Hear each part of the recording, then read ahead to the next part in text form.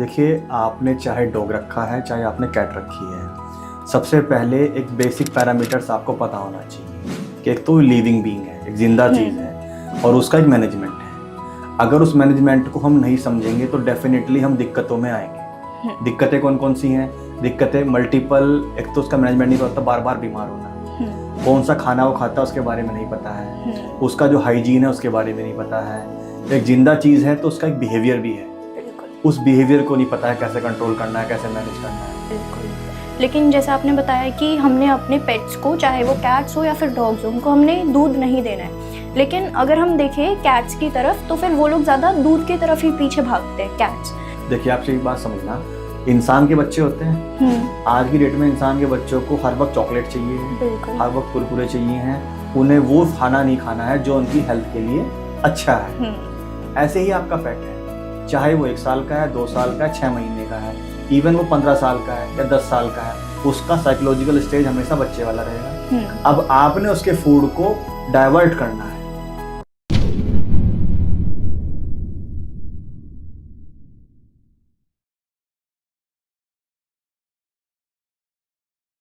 क्या आप भी लाइफ के किसी फेज में फंस गए हो? रिलेशनशिप इश्यूज हो या फैमिली प्रेशर, करियर कंफ्यूजन या हेल्थ स्ट्रगल्स, मेंटल ब्रेकडाउन्स हो या मनी स्ट्रेस, टीवीटी है आपके साथ एक ऐसी जगह जहां पर आपको गाइडेंस मिलेगी बिना किसी फिल्टर के। चाहे आपको चाहिए क्लैरिटी, हीलिंग या सही डायरेक्शन, तो हमसे जुड़िए, हमें डीएम कीजिए या फिर हमें व्हाट्सएप कीजिए 8448801064 पर। आप रेडी हो तो जुड़िए टीवीटी के साथ, जहां आपको मिलेगा हर सवाल का सच्चा जवाब। TVT, real talks, real health, real you. Hello and welcome once again at TVT. आपको हमारी पिछली वीडियोस बहुत ज़्यादा पसंद आई एंड आई होप कि आपको हमारी आज की भी इंफॉर्मेटिव वीडियो उतनी ही पसंद आने वाली है, क्योंकि हमारे साथ आज एक स्पेशल गेस्ट मौजूद हैं। वो हैं पेट कंसल्टेंट मोहित सैनी जी, जो कि आज आपको बहुत ही ज़्यादा इंफॉर्मेशनल चीज़ें बताने वाले हैं। आपको बता दूं कि उनकी एक्सपर्टीज़ है न्यूट्रिशन में और पेट मैनेजमेंट में। तो आज हम बात करने वाले हैं कि कैसे एक प्रॉपर डाइट हम मेंटेन करें, कैसे एक बिहेवियरल पैटर्न हम सेट करें अपने पेट का, और क्या चीज़ें उनको पसंद आती है, क्या अकेलापन का शिकार उनको एंजाइटी और स्ट्रेस की तरफ धकेलता है। तो इन सब चीज़ों पे और भी बहुत सारी चीज़ों पे बात होने वाली है आज उनसे, तो एंड तक इस वीडियो में बने रहें। हेलो मोहित जी, आपका बहुत बहुत स्वागत है टीवीटी प्लेटफॉर्म पर। हेलो जी। देखिए, आपने जो अभी बताया है, जैसे nutrition values and secondary behaviour management. देखिए, मेरी जो एक्सपर्टीज़ है वो पेट्स का जो कंप्लीट मैनेजमेंट है। मैनेजमेंट इन द मीन्स कि वो हाइजीन कैसे मेंटेन करना है, बिहेवियर कैसे मेंटेन करना है, आपको कैसे अपने पेट को बीमार नहीं होने देना है। बिल्कुल। अगर ये सब चीज़ें जो आप मैं बताने वाला हूँ इस सिस्टम में, जो अभी आप डिस्कस करने वाले हैं, वो सब चीज़ें अगर आप करते हैं ना, तो आप घर पे बैठे कर सकते हैं मैनेज। साथ में दूसरा, मेरा जो न्यूट्रिशन को जो एक्सपर्टीज़ है, आप चाहते हैं, हम लोग सभी चाहते हैं पेट पेरेंट्स कि पेट का जो मैनेजमेंट है बड़ा एक्सपेंसिव हो गया है जी, उसको कैसे इकोनॉमिक किया जाए, और सर फूड ऐसा जो हम घर से ही उसको दे दें जिससे हमारा पेट हेल्दी भी रहे और हैप्पी भी रहे। तो ये सब चीज़ें हम डिस्कशन करने वाले हैं। इसके बारे में आपको एक चीज़ और है कि हम लोग जो फूड को लेके जो सबसे बड़ी दिक्कतें हैं कि हम ना फूड का मैनेजमेंट नहीं जानते हैं, हम पेट का मैनेजमेंट नहीं जानते हैं। अगर ये सब चीज़ें हम जान जाते हैं ना, तो डेफिनेटली हमारा पेट कभी बीमार होने वाला नहीं है, हमेशा हेल्दी रहेगा, हैप्पी रहेगा, और उसके लाइफ के जो ईयर्स हैं ना वो अपने आप बढ़ जाएंगे। बिल्कुल। तो ये सारी चीज़ें हैं जी। तो मोहित जी, सबसे पहले तो हमें ये बताइए, क्योंकि आजकल हम हर घरों में देखें ना तो फिर हमें पेट्स देखने को ही मिलते हैं, चाहे हम डॉग्स की बात करें या फिर कैट्स की बात करें। तो फिर सबसे पहला जो मेन इशू आता है, जो मेन कंसर्न आता है, लोग पेट्स रख तो लेते हैं लेकिन उनका केयर कैसे करना है वो किसी को नहीं पता होता। तो एक बारी वो टिप्स आप हमारे साथ शेयर कीजिए। देखिए, आपने चाहे डॉग रखा है चाहे आपने कैट रखी है, सबसे पहले एक बेसिक पैरामीटर्स आपको पता होना चाहिए कि एक तो लिविंग बीइंग है, एक जिंदा चीज़ है और उसका एक मैनेजमेंट है। अगर उस मैनेजमेंट को हम नहीं समझेंगे तो डेफिनेटली हम दिक्कतों में आएंगे। दिक्कतें कौन कौन सी हैं? दिक्कतें मल्टीपल। एक तो उसका मैनेजमेंट नहीं पता, बार बार बीमार होना, कौन सा खाना वो खाता है उसके बारे में नहीं पता है, उसका जो हाइजीन है उसके बारे में नहीं पता है। एक जिंदा चीज़ है तो उसका एक बिहेवियर भी है, उस बिहेवियर को नहीं पता है कैसे कंट्रोल करना है, कैसे मैनेज करना है। जब इन सब पॉइंट्स के बारे में नहीं पता होता और हम लोग क्या करते हैं, हम एक पेट हमें अच्छा लगता है, सुंदर सा लगता है, हम उसको ले आते हैं क्योंकि हमें उसका बॉडी स्ट्रक्चर अच्छा लग रहा है, लेकिन उसके मैनेजमेंट को लेके कोई अवेयरनेस नहीं है और हम जानना भी नहीं चाहते। और अल्टीमेटली जब वो चीज़ें बिगड़ जाती हैं तब हम उम्मीद रखते हैं कि कोई वेट एक ऐसा कोई जड़ी बूटी ऐसा सोल्यूशन दे दे कि इंस्टेंटली हमारा पेट ठीक हो जाए। तो अल्टीमेटली क्वेश्चन का जो आखिरी सार है वो ये है कि आपको पेट पेरेंटिंग समझनी बहुत ज़रूरी है। पेट पेरेंटिंग के अंदर आपको समझना है कि सही फीड क्या देना है, उसका बिहेवियर क्या है, उसका हाइजीन का मैनेजमेंट क्या है। ये सारी चीज़ें आप समझेंगे तो डेफिनेटली चीज़ें ईजी और आसान हो जाएंगी मैनेज करने में। बिल्कुल, जैसे आपने कहा कि उनका प्रॉपर क्योर है। प्रॉपर क्योर मान के चले, जैसे हम सुबह सुबह उठते हैं तो फ्रेश होते हैं, नहाते हैं, एक प्रोसेस है, दैनिक दिनचर्या है ना। अब उस पॉइंट पे हमें अपने पेट के बारे में नहीं पता है, हमें उसके हाइजीन के बारे में नहीं पता है। लाइक मैंने एक सिट्जू रखा हुआ है, अगर मैंने सिट्जू रखा हुआ है तो सिट्जू लंबे बाल वाला डॉग है। अब मुझे नहीं पता कि उसके जो फेस पे जो चेहरे पे बाल हैं उसका क्या मैनेजमेंट है, उसके जो पूरे स्ट्रक्चर पे जो बाल हैं उसका क्या मैनेजमेंट है। अब समय से हम उसकी कॉमिंग नहीं करेंगे, समय से अगर उसके चेहरे के जो बाल नहीं हटाएंगे तो क्या होगा, उसके आंखों में कैटरेक्ट बनेगा, इन्फेक्शन होगा आंखों में।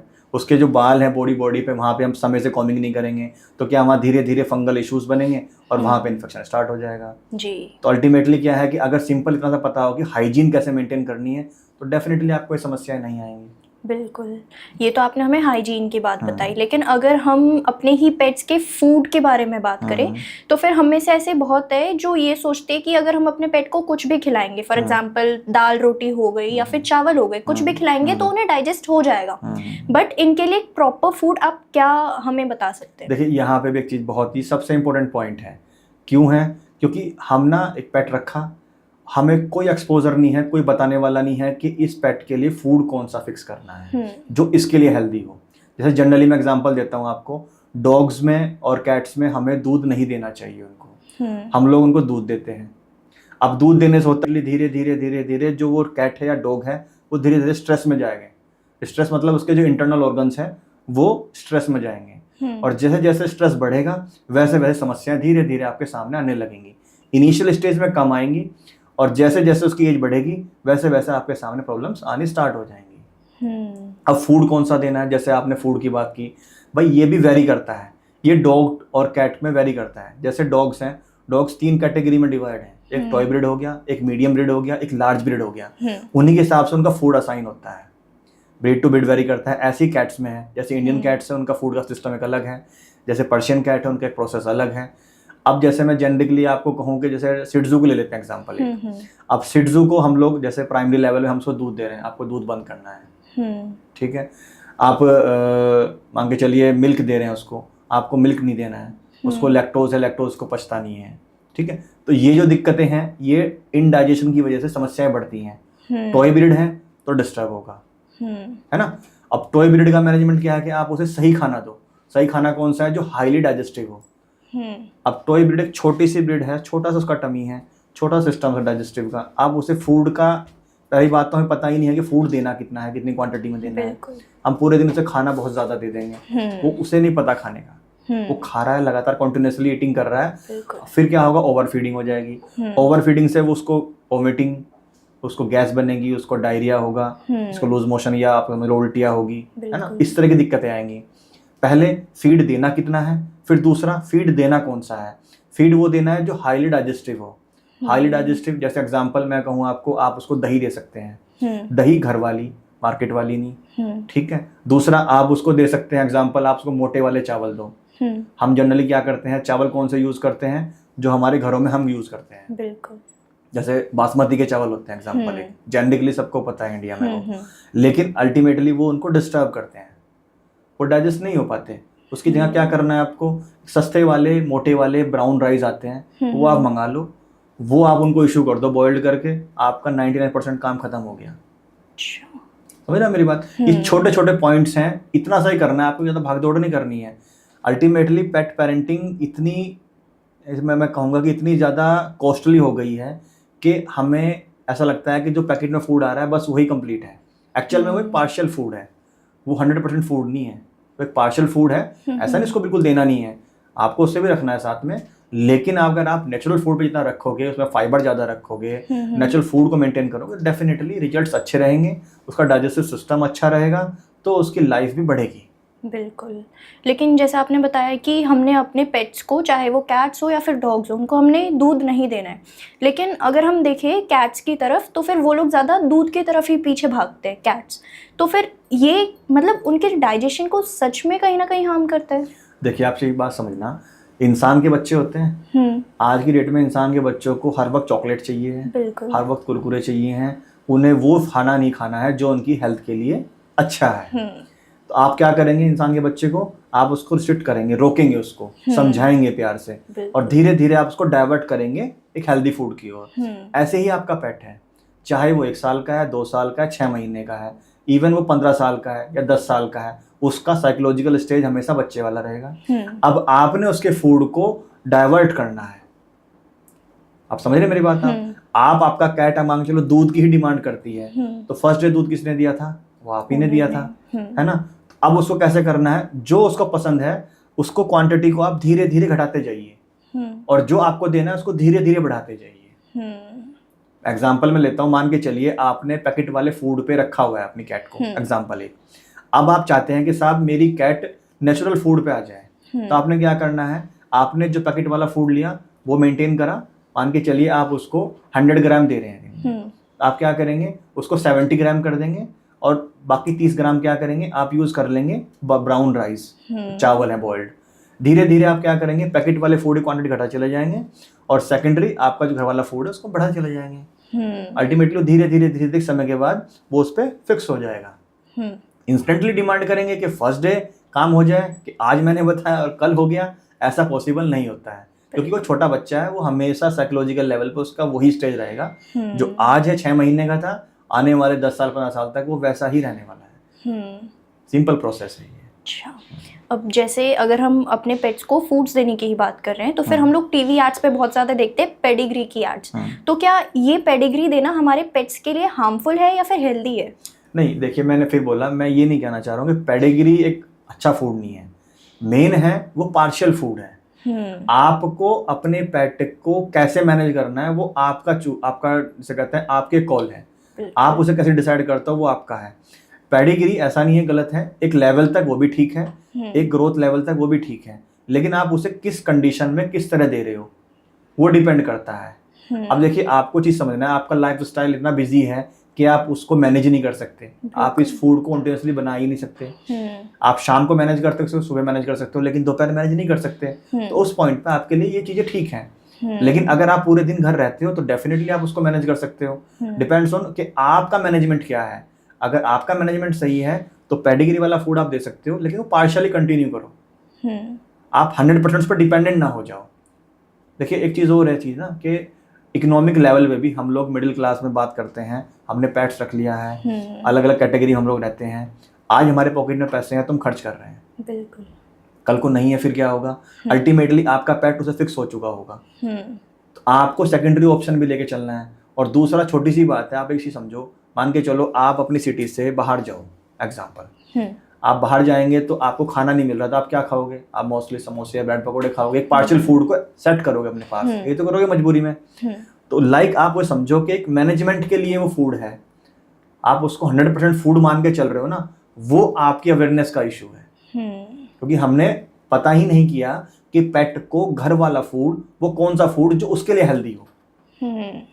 समझे ना? हमें क्या है, देखो मार्केट में चीज़ें बहुत सारी अवेलेबल हैं। मार्केट में तो परोठे ही पैकेट में आ रहे हैं, रोटियां ही पैकेट में आ रही हैं, तो अल्टीमेटली आप बताओ कितना हेल्दी है। उस चीज़ को तो आपको देखना है ना। बस ये वाला सारा कंसर्न है।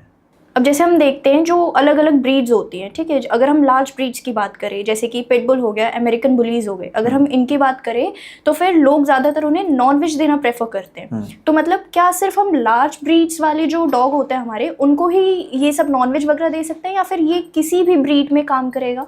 देखिए, एक चीज़ और यहाँ पे आप बात कर रहे हो कि हमें अपने पेट को नॉन वेज देना मैंडेटरी है या मैंडेटरी नहीं है, बिल्कुल, है ना? अल्टीमेटली देखिए, ऐसा तो नहीं है कि जो नॉनवेज के अंदर जो इंग्रेडिएंट्स, जो न्यूट्रिशन वैल्यू आप समझ रहे हो कि वो वेजिटेबल फूड्स में या वेज फूड में नहीं अवेलेबल है, वो अवेलेबल हैं। लेकिन क्या होता है, लार्ज ब्रीड में जनरली, क्योंकि वो हाई एनर्जी डॉग होता है, उसको एनर्जी की रिक्वायरमेंट ज़्यादा होती है, ठीक है ना, और उसकी एनर्जी लूज भी करनी होती है। ऐसा नहीं है कि आप अगर पिटबुल रखा हुआ है तो पिटबुल को आपको उसकी एनर्जी लूज करने के लिए आपको उसे एक्सरसाइज भी करानी है, उसको वॉक भी कराना है, ठीक है ना। तो नॉनवेज फूड आप कर सकते हैं। अगर आप नहीं चाहते हैं तो आप वेज फूड भी बड़े आराम से मेंटेन करके उसको फूड को उतनी क्वांटिटी में जितना बच्चे का बॉडी वेट है उसके हिसाब से फूड मेंटेन होता है, और उसका प्रॉपर एक फीड चार्ट होता है जिससे वो प्रॉपर उस समय से खाए और उसकी जो न्यूट्रिशन वैल्यू है उसको पूरी मिले। भाई मेरा बॉडी वेट 70 किलो है, तो 70 किलो के हिसाब से मेरा फूड, मेरे को कितना प्रोटीन चाहिए, कितना कार्ब्स चाहिए, कितना न्यूट्रिशन वैल्यू चाहिए, वो उसके हिसाब से होगा। अगर वो मुझे पूरा मिलेगा तो जरूरी नहीं है कि मैं नॉनवेज खा के ही मेरा काम चलेगा, मेरा वेज कर खा के भी काम चलेगा। अब डिपेंड ये करता है कि आप किस चीज पर चाहते हो। दोनों चीजें अवेलेबल है। वो शॉर्टकट है, ये थोड़ा सा वेजिटेरियन वाला थोड़ा सा लॉन्ग कट रहता है, लेकिन दोनों चीजों पे आपका पेट फिक्स हो सकता है, चाहे वो नॉनवेज है चाहे वो वेज है, और चाहे वो कोई सी ब्रीड है, चाहे वो स्मॉल ब्रीड है चाहे वो लार्ज ब्रीड है, आप दोनों फिक्स कर सकते हो। अगर आपको कंफर्टेबल है कि साहब मैं नॉनवेज, मुझे कोई आपत्ति नहीं है, तो आप कंटिन्यू करो, ठीक है। आप चाहते हो कि साहब मुझे नॉनवेज कंफर्टेबल नहीं है, तो आप उस वेजिटेरियन पे ले आओ, वहाँ पे भी कंफर्टेबल है। बस आपको वो वैल्यू मेंटेन रखनी है जो उसकी बॉडी वेट के हिसाब से उसको रिक्वायर्ड है। बिल्कुल। तो मोहित जी, जैसे कि अभी हम हर एक ब्रीड्स की बात कर रहे हैं, अगर मैं लार्ज ब्रीड्स की स्पेसिफिकली बात करूं तो फिर हमें ज़्यादातर ये सुनने को मिलता है कि जो लार्ज ब्रीड्स होती हैं इनको गुस्सा बहुत जल्दी आता है। तो मतलब ऐसा होता है क्या कि अगर पेट ओनर्स उन्हें घर पे अकेला छोड़ के चले जाए तो इस वजह से उनको एग्रेशन ज़्यादा आता है? देखिए यहाँ पे भी एक चीज़, हाँ काफ़ी इंपॉर्टेंट पॉइंट आपने पूछा, ये बिहेवियर को लेकर क्वेश्चन है एक। देखिए चाहे ब्रीड छोटी है या बड़ी है, अगर आपका उसको इनिशियल स्टेज से ही उसका बिहेवियर मैनेजमेंट नहीं करेंगे, बिहेवियर मैनेजमेंट से क्या मतलब है, अगर आप उसे बेसिक चीज़ें नहीं बताएंगे, बेसिक जैसे सूसू पोटी करना, आप जब बाहर जा रहे हैं घर से तो आपको उसे धीरे धीरे उसको आदत डालनी है। होता क्या है, जहाँ पे आप एग्रेशन देखते हैं ना, एग्रेशन क्या है कि डॉग स्ट्रेस एंजाइटी में जा रहा है, एंजाइटी का शिकार हो गया, अकेलेपन का शिकार हो गया है। जैसे इंसान होता है ना अकेलेपन का शिकार, ऐसे डॉग्स होते हैं, ऐसी कैट्स होती हैं। होता क्या है कि जो पेट है ना आपका, वो साइकोलॉजिकली अपने ओनर से बहुत ज़्यादा अटैच होता है। आपने जनरली देखा होगा कि आप घर से बाहर जाओ, आपके पास अगर पेट है और आप जैसे अपने गली में या अपनी कॉलोनी में आने वाले होंगे तो वो साउंड करने लगेगा, गेट पे खड़ा हो जाएगा। उसका एक सेंस है, वो उसको फील कराता है कि आप आ गए हो, और जैसे आप आओगे तो आपसे ऐसे हक करेगा जैसे अल्टीमेटली आप फर्स्ट टाइम मिल रहे हो उसको, है ना। तो ये एक आपसे उसके प्रति एक अट्रैक्शन है, एक प्यार है। अब आती है यहाँ पे बात के साथ अकेलापन। आपको क्या करना है, उसको धीरे धीरे उसको मैनेज करना सिखाना है। एग्जाम्पल कैसे, मान के चलिए आप एक वर्किंग प्रोफेशनल हैं, आप सुबह ही अपने काम पे चले जाते हैं, तो जब आपने पेट पेरेंटिंग स्टार्ट की प्राइमरी लेवल पे, आप क्या करें, आप उसको 1-1 घंटे का गैप दें। जैसे आपको पता है कि मैं तो सुबह जाऊंगी शाम को आऊंगी, तो आपने क्या करना है, सुबह आप 1 घंटे के लिए बाहर गए, उसको अकेला छोड़ दिया और उसके लिए कुछ प्लेइंग टॉयज आप ले आए जिसमें वो इंगेज रहे, ठीक। फिर धीरे धीरे इस टाइम को आप बढ़ाते चले जाइए और उसको और चीज़ों में इंगेज करते चले जाइए। लाइक आप बाहर जा रहे हैं, आप टीवी ओपन करके चले जाइए, आप उसके लिए टॉयज दे दीजिए, इस तरह की चीज़ें। फिर क्या होगा, एक समय के बाद वो सेटल हो जाएगा, उसे आदत पड़ जाएगी कि अब मुझे अकेले रहना है, मेरे ओनर नहीं होंगे, और धीरे धीरे फिर वो इस तरह के एग्रेशन को शो नहीं करेगा। क्योंकि अल्टीमेटली आप खुद सोचो कि आप उसे बिना बताए जा रहे हो, बिल्कुल आप तो अपने हिसाब से काम पे जा रहे हो, आप पॉजिटिव हो, लेकिन अल्टीमेटली उसे नहीं पता इस बात का, ना उसकी आपने उसे आदत डालाई है, उसे ना बिहेवियर में आप डाला उसके, तो अल्टीमेटली वो क्या होगा, जब इंस्टेंटली चीजें उसके सामने होंगी तो वो इरिटेट तो होगा ही। सही बात है ना, चाहे वो ब्रीड कोई सी भी है, चाहे वो स्मॉल ब्रीड है या लार्ज ब्रीड है। और इसमें वर्स्ट केस फिर क्या हो जाता है कि अगर हम समय से चीजें ना सिखाएं अपने पेट को, देखिए क्योंकि अब ना पेट्स हम लोग घरों में रख रहे हैं, हम उसका मैनेजमेंट नहीं समझ रहे बिल्कुल भी। अब घर में वो अकेला है पूरे दिन जी, सब सामान है, लाइट जल रही है, सब कुछ हो रहा है, अल्टीमेटली वो अकेला है। अब वो अपनी एनर्जी को कहाँ रिलीज करे, वो सोफे फाड़ेगा, गद्दे फाड़ेगा, चिल्लाएगा, रोएगा, ये सब एक्टिविटी करेगा क्योंकि हमने उसे सिखाया नहीं है। हम जब सिखाएंगे तो मैनेज भी करेगा। ऐसे बहुत सारे पेट पेरेंट्स हैं जो हमारे पास आते हैं, हमको सिखाते हैं, बताते हैं, आराम से मैनेज करते हैं वो। और मैं कह रहा हूँ कि एक दिन नहीं, वो हॉस्टल में छोड़ चले जाते हैं तब भी डॉग मेंटेन होता है आराम से, वो घर पे रहता है तब भी वो मेंटेन होता है, अगर किसी फ्रेंड के यहाँ छोड़ चले जाते हैं तब भी मेंटेन होता है, बिल्कुल एग्रेशन शो नहीं करता, कोई भी ब्रीड हो। जनरली क्या होता है, पिटबुल साहब बहुत बड़ा लग रहा है फेस में, एग्रेशन शो कर रहा है, साहब नहीं है, एक्चुअल में वो डिस्टर्ब है, वो है बच्चा ही, चाहे सिड छोटा दिखता है मासूम सा, चाहे आपको पिटबुल दिख रहा है, दोनों का साइकोलॉजिकल स्टेज अपने ओनर के लिए बहुत ज़्यादा फिक्स है, इसीलिए वो बार बार एग्रेशन शो करता है क्योंकि वो अकेलेपन से बहुत ज़्यादा डिस्टर्ब हो गया है। बस इतना है जी।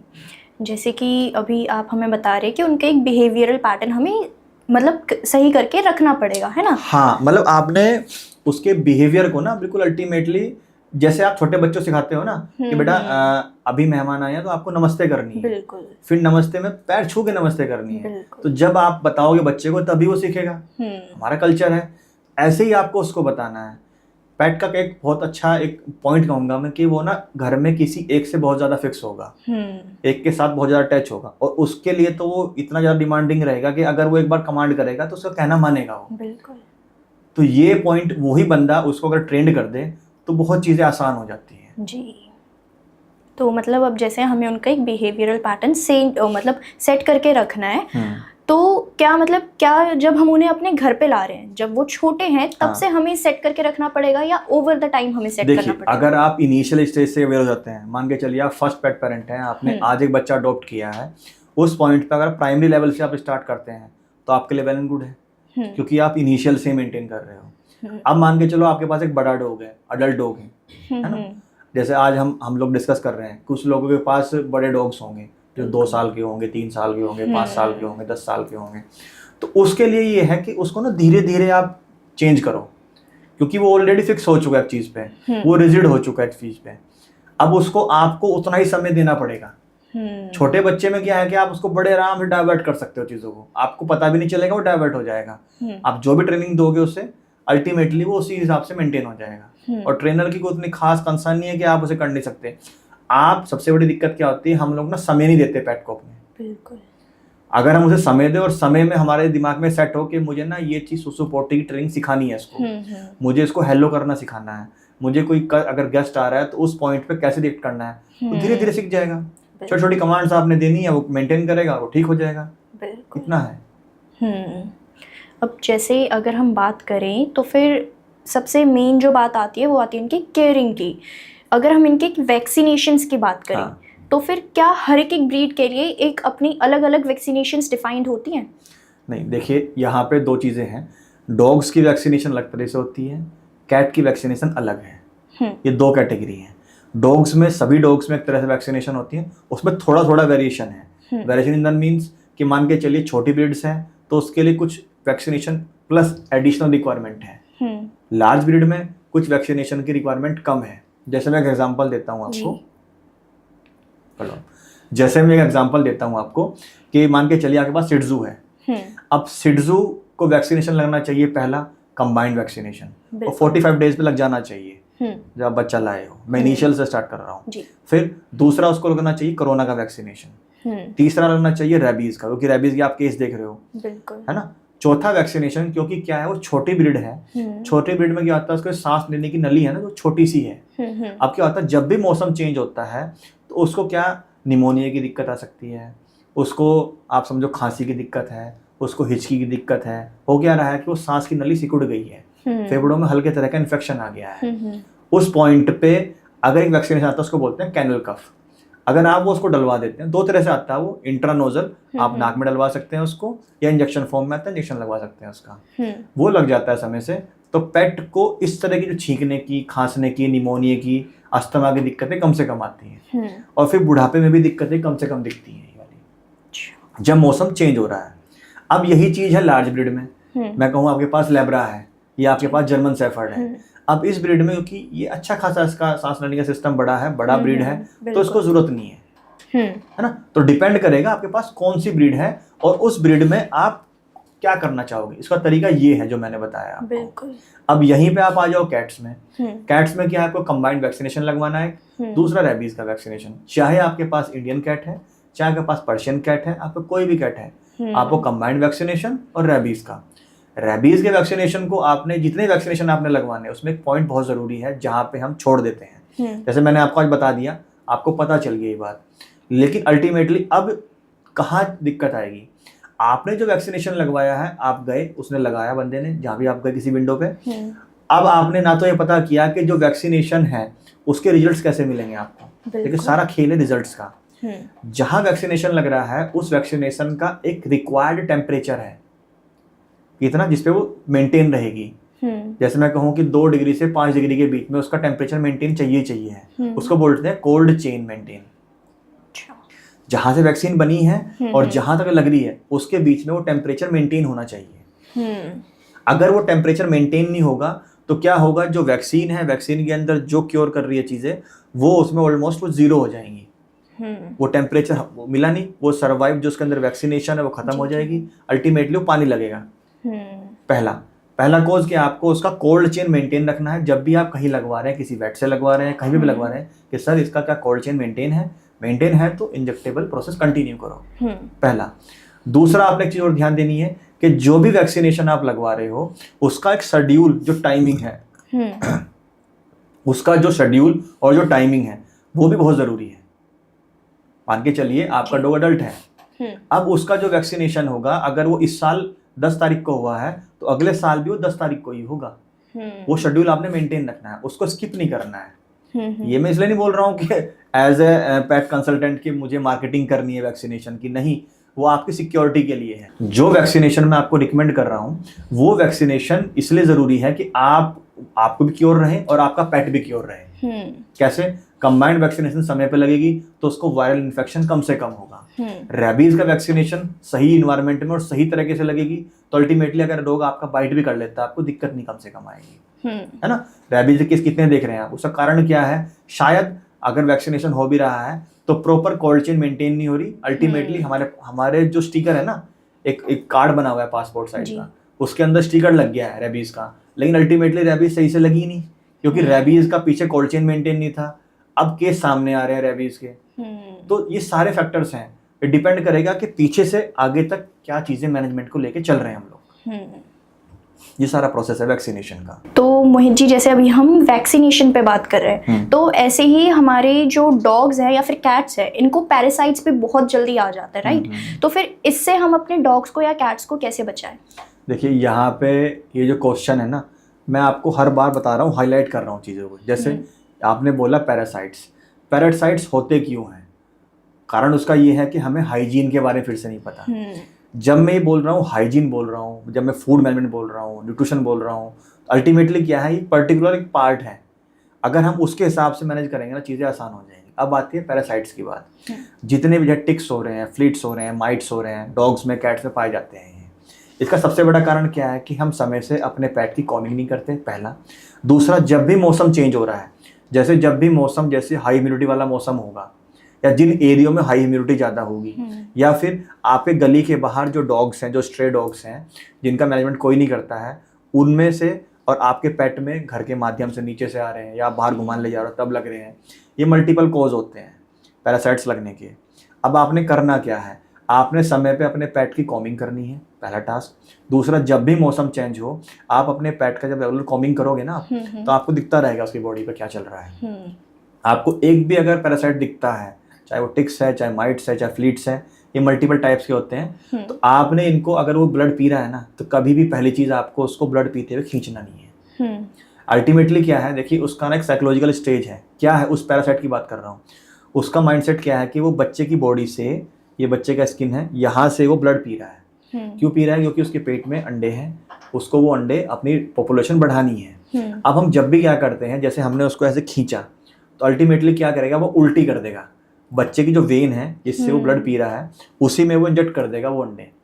अब उसी से क्या होता है, उसी से आपने सुना होगा टिक्स फीवर हो गया है, उसी से आपने ब्लड की मल्टीपल इन्फेक्शन होते हैं।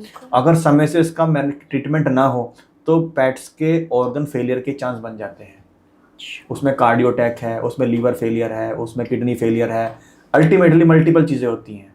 और डॉग बहुत ज़्यादा स्ट्रेस में चला जाता है, बल्कि डेथ तक हो जाती है, सिर्फ किस वजह से कि जो ये माइट्स हैं, इनका प्रॉपर मैनेजमेंट हम नहीं जानते हैं। अब मैनेजमेंट क्या करना है, जब भी मौसम चेंज हो रहा है, आपको अपने वेट से बात करनी है कि साहब मौसम चेंज हुआ है, मुझे हल्का सा यहाँ पे माइट्स दिखाई दिया है, क्या करना है। वो आपको मेडिसिन शेयर कर देंगे, बिल्कुल, और आपको चीज़ें आसान हो जाएंगी। आप जब भी एक पेट रखते हो, एक वेट को भी साथ में रखें, क्योंकि आपको देखो टेक्निकल सपोर्ट चाहिए ही है। मैं आपको जो बता रहा हूँ ना, वो चीज़ें आप इंडिविजुअली घर बैठे कर सकते हो, लेकिन जब वो चीज़ हो गई है, उस पॉइंट पे आपको एक टेक्निकल सपोर्ट चाहिए, एक वेटनरी डॉक्टर चाहिए है जो आपको प्रॉपर सही तरह से चीज़ों के बारे में अवेयर करे और सही समय पे करे, जिससे आपकी जो समस्याएं कम से कम हो। लेकिन अल्टीमेटली पेरेंट आप हो, रिस्पॉन्सिबिलिटी आपकी बनती है, वेट की कम बनती है, ज़्यादा आपकी बनती है। तो आपको एक्शन पहले लेना है, डेफिनेटली वेट आपको सही आंसर देगा ही देगा। अब मोहित जी जैसे बात करें तो मैंने एक वीडियो में देखा था, शायद यूट्यूब पे ही थी, तो मैंने उसमें ये देखा था कि अगर आपके पेट को खुजली हो रही है या फिर उस पर कुछ भी मतलब ऐसा टिक वगैरह लगा हुआ है, तो फिर उसमें आप क्या करें कि नीम के पत्तों का मतलब उसका एक मिक्सचर बना के उस पर लेप लगाएं। तो क्या ये हमारे पेट के लिए सही है? देखिए फिर मैं बात करूंगा, देखो अभी एक है मेडिसिन, एक है रेमेडी, ठीक है। अभी आप रेमेडी की बात कर रहे हो कि नीम के पत्तों का मैंने एक बॉइल्ड किया, उसे बॉइल्ड करके उस पानी को मैंने उससे नहला दिया, डेफिनेटली उससे रिजल्ट्स मिल जाएंगे आपको, लेकिन उससे टिक्स में मिल सकते हैं, लेकिन जो से फंगल इन्फेक्शन है उसमें आराम नहीं उसको मिलेगा। दूसरा, अगर अल्टीमेटली टिक्स मल्टीपल हो चुके हैं और उन्होंने बच्चे की बॉडी में इंटरनली इंजेक्ट कर चुके हैं इन्फेक्शन को, तो उस नीम के पत्ते से आपको कोई आराम नहीं मिलने वाला, क्योंकि वो इंटरनली इन्फेक्टेड हो चुका है, वो इन्फेक्शन हो चुका है। आपको टिक्स को शायद मिल जाए आराम, 100% वहाँ भी नहीं मिलता है, क्योंकि उसकी जो प्रोसेस है वो स्लो है। कुछ पेट्स की स्किन बहुत सेंसिटिव होती है, वो नीम के पत्तों डिस्टर्ब हो जाती है, उसे वहीं से इन्फेक्शन स्टार्ट हो जाता है ना। दूसरा क्या चीज़ है, जो हमने नीम के पत्ते यूज़ किए हैं उसकी एक सर्टेन क्वांटिटी, डोज जरूरी है। आप कितनी डोज आप मेंटेन कर रहे हो उसका आप एक्सपोजर ही नहीं है आपको। अब अल्टीमेटली क्या हुआ कि आपने एक रेमेडी यूज़ तो करी, लेकिन उस रेमेडी का फ़ायदा ना होके वो नुकसान हो गया आपको। तो इसी पॉइंट पे मैं हमेशा सजेस्ट करता हूँ कि आप एक वेट के साथ होके चलेंगे ना तो रिजल्ट्स अच्छे मिलेंगे, क्योंकि आप कितने रेमेडी यूज़ करोगे आप बताओ मुझे, है ना। आपको एक रिस्पॉन्सिबिलिटी बनती है, अगर पेट रखा है तो एक सही वेट। अब तो ऑनलाइन फैसिलिटीज़ हैं, आप ऑनलाइन गूगल करो, आप ऑनलाइन स्टडी करो, आपको इजीली ऑनलाइन कंसल्टेशन, ऑनलाइन चीज़ें बहुत सारी अवेलेबल है, आप वहाँ से बात करके चीज़ों को समझ और जान सकते हो। बिल्कुल। देखो आप एक पेट रखते हो, अल्टीमेटली पेट फ्री में तो आता नहीं है। अगर आपने एक ब्रीड पेट रखा है, आप शिट्जू रख लो, शिट्जू एक सर्टेन अमाउंट का आएगा, आप जर्मन शेफर्ड रख लो, आप लैब्रा रख लो, फ्री में कहीं नहीं मिलता कुछ। बिल्कुल। आपको दे सकता है कोई, लेकिन मल्टीपल लोगों के पास परचेज्ड है पेट, है ना। तो जब आप उसे परचेज कर रहे हो तो उस पॉइंट पे एक वेट भी अगर सेट कर लो, चाहे वो ऑनलाइन ही हो, आपको कंसल्ट करता रहे। अगर आपको कंसल्ट करता रहेगा तो डेफिनेटली आपको अच्छे मोमेंट मिलेंगे, अच्छे रिजल्ट्स मिलेंगे, आपको समस्या ही नहीं आएगी। ये है प्रोसेस। बिल्कुल। अब जैसे अगर हम अपने पेट्स की फर्स्ट एड के बारे में बात करें तो हम लोगों का क्या होता है, मैंने अपने बहुत से घरों में देखा है कि जैसे अगर उनके पेट को थोड़ी सी चोट लग गई या खरोच लग गई तो वो लोग क्या करते हैं, या तो सैवलॉन या फिर डेटॉल ऐसे एंटीसेप्टिक्स का यूज़ करते हैं। बट क्या ये हमारे पेट्स के लिए सही है? देखिए अब यहाँ भी चीज़ समझनी जरूरी है। पहली बात समझना जरूरी है कि कौन सी स्थिति इमरजेंसी की है और कौन सी स्थिति इमरजेंसी की नहीं है। ये सबसे बड़ा कारण है। हम लोग करते क्या है, मान के चलो एग्जांपल समझ, जैसे आपने कहा कि चोट लग गई है, हमने उसको सेवलॉन या डिटॉल लगा दिया, हमने उसको क्लीन कर दिया है। आप कर सकते हो बिल्कुल, डिटॉल से सेवलॉन से क्लीन करो। क्लीन करने के बाद अब सेकेंडरी ऑप्शन आप क्या अप्लाई कर रहे हो। देखिए आपने फर्स्ट एड मेंटेन करनी जरूरी है। फर्स्ट एड में सर्टेन चीज़ें अवेलेबल होनी चाहिए। आपके पास प्रॉपर बैंडेज होनी चाहिए, प्रॉपर पोइडिन आयोडीन का सिरप आता है, लिक्विड आता है, वो यूज़ होना चाहिए आपके पास। दूसरा, आपके पास प्रॉपर एक कॉटन होनी चाहिए, प्रॉपर एक सीजर होनी चाहिए, वो सैनिटाइज होनी चाहिए, है ना। और साथ में क्या है कि जब भी चोट लगेगी बच्चे को तो उसको स्ट्रेस आएगा। उस पॉइंट पे स्ट्रेस से मतलब है कि उसको बुखार आ सकता है, उस पॉइंट पे भी आपको कुछ मेडिसिन चाहिए होती हैं। तो ये जो सब चीज़ें हैं ये एक वैसे कहते हैं फर्स्ट एड किट के अंदर आती हैं। अब इसको अगर हमें जानना है तो उसके तरीका क्या है, पहला या तो मैं आपको यहाँ शेयर करूँ, लेकिन अल्टीमेटली क्या होगा कि मैं आधी चीज़ें बताऊँगा, आधी छूट जाएंगी, क्योंकि काफ़ी लंबा सिस्टम हो जाएगा। आप अपने पास एक वेट रखेंगे ना, वो आपको इजीली बताएगा साहब करना क्या है। अब जैसे मैं एक एग्जांपल लेता हूँ कि जैसे अब दिवाली आने वाली है, एग्जांपल आप अच्छी लीजिए। अब दिवाली पे बहुत सारे केस मिलेंगे कि जी जलने केस मिलेंगे आपको। आते हैं हमारे पास भी दर्जनों पेट पेरेंट्स आते हैं दिवाली के टाइम के, सर ये इसको जल गया, पटाखा लग गया, ये हो गया, रॉकेट आके लग गया था, इस तरह के केस काफ़ी आते हैं। जब भी ऐसी स्थिति बने, आपने करना क्या है, आपने कभी भी उस पर इंस्टेंटली पानी नहीं डालना। आपने करना क्या है, आपने कॉटन का कपड़ा लिया, उस कपड़े को ठंडे पानी में या बर्फ़ में लपेट लिया और जहाँ पे वो जला है उस पर आराम सिकाई किया आपने उसकी, उसको लगाया और धीरे धीरे हटाया, ठीक हो गया। फिर क्या करो, थोड़ी देर बाद आप उस पर गीला कपड़ा लपेट के और प्रयास करो कि वेट के पास आप ले जाओ, जिससे वो सही मेडिसिन आपको दे सके। क्योंकि अगर आप वहाँ पे कोई रेमेडी अप्लाई करोगे ना तो डेफिनेटली आप उसे इन्फेक्शन को और इंक्रीज करोगे, क्योंकि आपको नहीं पता कि किस लेवल का अंदर तक जल गया है, किस लेवल का वो वुंड बन चुका है, किस लेवल तक वो दिक्कतें बढ़ चुकी हैं। उसको कौन समझेगा, एक टेक्निकल पर्सन। टेक्निकल पर्सन कौन है, जो वेटरनरी डॉक्टर है। हम दिक्कत क्या करते हैं कि साहब इमरजेंसी में तो हम बहुत ज़्यादा हाइपर हो जाएंगे इंस्टेंटली। हम गूगल करेंगे, यूट्यूब करेंगे, फ़ोन करेंगे, रात को 2-3 बजे बताओ आपको कौन मिलने वाला है, ठीक है ना, अब कोई नहीं मिलेगा। तो आपको इमरजेंसी के लिए सिस्टम आपके पास होना चाहिए। आप एक फर्स्ट एड किट मेंटेन रखें। दूसरा, आप उस सिस्टम के थ्रू ये भी अवेयरनेस पता करें कि साहब उस वक्त अगर दिक्कत आती है तो करना कैसे है। जैसे मैंने आपको बस जल गया तो जलने के लिए ये करना है। आपने ये नहीं कि उस पर सीधा बर्फ लगा दिया। अगर आपने बर्फ लगा दिया तो वो क्या होगा, और ज़्यादा उसमें इन्फेक्शन क्रिएट हो जाएगा, उसको और जलन होगी। हमें तो लग रहा है बर्फ लग रही है, लेकिन अल्टीमेटली वो डिस्टर्ब हो रहा है। आपने सिंपल गिल्ला कपड़ा लगाया, उस पर ऐसे रैप किया और आराम से छोड़ दिया, धीरे धीरे वो रिलैक्स हो जाएगा पेट आपका। और प्रयास करो कि अगर आपको मेडिसिन मिल जाती है कोई बुखार को लेके तो वो ईजी रहती है, वो दे दोगे। घर में रखनी चाहिए हमेशा रात को, क्योंकि आपके पास पेट है। जैसे हम सर दर्द की गोल रखते हैं अपने घर में, पैरासीटामोल की गोल रखते हैं अपने घर में, तो खुद के लिए रखते हैं। अब जैसे मैं कहूँ कि पैरासीटामोल की टैबलेट है, वो इंसानों के लिए रिकमेंडेड है। अब कुछ पेरेंट गलती क्या करते हैं, वो पेट्स को भी इशू कर देते हैं वही चीज़, और वहीं पे वो गलती करते हैं क्योंकि उन्होंने मैनेजमेंट को नहीं समझा। उन्होंने वेट ने उन्हें अवेयर भी किया होगा, लेकिन हमने वो एक्शन नहीं लिया। उन्हें ऐसा लगता है कि शायद वेट पैसे बनाने के लिए काम कर रहा है। नहीं, एक्चुअल में आप खुद समझो, एक वेट जो काम कर रहा है और एक ऐसे जीव के लिए काम कर रहा है जो बोल भी नहीं सकता। आप बेसिकली आप पेट पेरेंट हो, आप भी जानते हो कि ठीक है वेट है, लेकिन हमें वेट की बात भी सीरियसली सुननी चाहिए और उनसे बात करनी चाहिए कि सर इमरजेंसी में अगर हो तो मुझे कैसे मैनेज करना है और आपकी अवेलेबिलिटी क्या रहेगी, है ना। तो वो चीज़ें भी समझनी बहुत ज़रूरी है, क्योंकि अभी क्या है ना, हमारे देश में, हमारे इंडिया में चीज़ें बहुत लिमिटेड हैं। अभी भी वेटनरी को लेके बहुत लिमिटेड है। मैं कहूँ कि बहुत ज़्यादा एक्सपोजर हो गया नहीं हुआ है, अभी बहुत समय लगेगा उसमें, लेकिन हमें उसके लिए अपने वेट फिक्स करना है। चाहे फिर से रिपीट कर रहा हूँ, चाहे वो ऑनलाइन ही है, आप उससे बात करो कि साहब इसके लिए पॉइंट पे क्या क्या चीज़ें रखनी है मुझे अपने पास में इमरजेंसी के लिए और कैसे मेंटेन करना है। और डेफिनेटली कोई भी वेट होगा आपको सही गाइड ही करेगा। पैसे कमाने के लिए कोई नहीं बैठा। पहले कंसर्न हमेशा वेट का ये होता है कि उसका पेशेंट ठीक हो। पेशेंट ठीक होगा तो डेफिनेटली आपको अपने आप उससे विश्वास हो जाएगा कि भाई इस बंदे को, ये जो हमारे वेट हैं, ये सही गाइड कर रहे हैं। ये है प्रोसेस। बिल्कुल। तो मोहित जी, जैसे कि आपने बताया कि अगर हमारे पेट में कुछ इंजरी आ जाती है या फिर जल जाता है तो फिर उसके लिए हमें एक आइस लेनी है कपड़े में, और फिर उससे उसका थोड़ा बहुत ट्रीटमेंट करना है, राइट। कवर करके उसको आपने एक तरह सिकाई करनी है, सिंपल भाषा में कहूँ मैं जी। अब जैसे मेरे पास मेरा जो डॉग था, उसका क्या हुआ था कि उसका ना पैर सूज गया था एंड उसका रीज़न मेरे को पता नहीं चला। तो फिर क्या इसके लिए भी हम लोग आइस का यूज़ कर सकते हैं कपड़े पे बात? देखो, अब यहाँ एक चीज़ समझनी ज़रूरी है, ये सूजा क्यों है। शायद आपके पेट गिर गया होगा, उसको चोट लगी है, इंटरनल कोई इंजरी हुई है, उसकी वजह से स्वेलिंग आ गई है, शायद हड्डी टूट गई, वजह स्वेलिंग आ गई है। पहला कारण जो मोस्टली हो सकता है। दूसरा कारण, शायद उसके अंदर इंटरनली कोई इन्फेक्शन चल रहा है, इन्फेक्शन की वजह से उसकी बॉडी पे धीरे धीरे स्वेलिंग आ रही है। जैसे मैं एग्जांपल दूं, मैं कल ही का एक केस दूं, हमारे यहाँ प्लेटफॉर्म पे वेटराज पे एक केस आया कि पिटबुल था, और पिटबुल बड़ा शांत, लेकिन अल्टीमेटली क्या है कि ना यूरिन कर रहा है ना पोटी कर रहा है। क्यों नहीं कर रहा है साहब? कि साहब मुझे तो पता नहीं, कोई बात नहीं है। फिर हमने उसको इन्वेस्टिगेट किया कि आप कैसे फीडिंग करते हो, आप खान पान क्या दे रहे हो।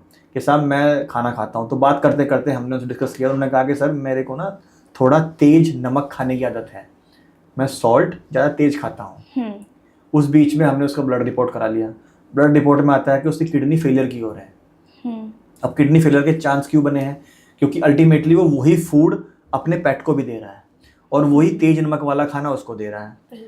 अब हम अपने पेट्स को हम नमक दे रहे हैं, वो क्या रहा है कि धीरे धीरे उस बच्चे की जो पीएच वैल्यू है बॉडी की वो चेंज हो रही है।